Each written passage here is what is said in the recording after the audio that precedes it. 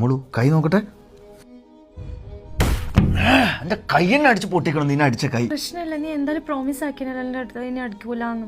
പ്രശ്നമില്ല, പോട്ടെ. ഫെബി, എനിക്ക് എന്നെ തന്നെ കൺട്രോൾ ചെയ്യാൻ പറ്റുന്നില്ല. എനിക്കിഷ്ടമില്ലാത്ത കാര്യം നീ ചെയ്യുമ്പില്ല. എൻ്റെ കംപ്ലീറ്റ് മൈൻഡ് ഔട്ട് ആയി പോകുന്നു.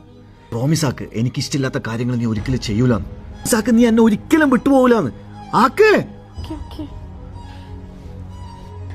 പിന്നെയും അടിച്ചോ? ഇപ്രാവശ്യം കൊറേ ഒന്ന് സോറി പറഞ്ഞേന്. പിന്നെ ഒന്ന് കൊറേ പ്രോമിസും ആക്കിന്. നെക്സ്റ്റ് ടൈം ഞാൻ അടിക്കുന്നേ ഇല്ല.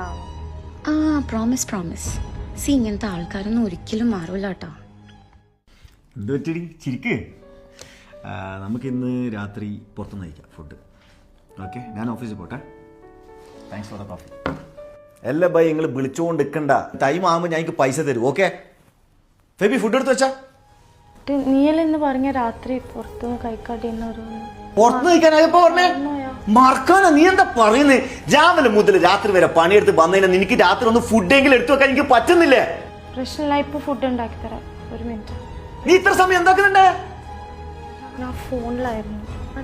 ഫ്രണ്ടിനോട് ഫ്രണ്ടിനോട് സംസാരിക്കുന്ന ഏത് ഫ്രണ്ട്? നോക്കട്ടെ, ഫോണിലോ നോക്കട്ടെ. നീ ഇവളോട് എന്തിനാ അരമണിക്കൂറായിട്ട് സംസാരിക്കുന്നുണ്ടേ? എന്ത് സംസാരം? നിനക്ക് എനിക്ക് ഫുഡ് ഉണ്ടാക്കാൻ പറ്റില്ല. നിനക്ക് ബാക്കിയുള്ള ആളെ കാര്യം ചെയ്യണ്ടേ? നീ എന്താ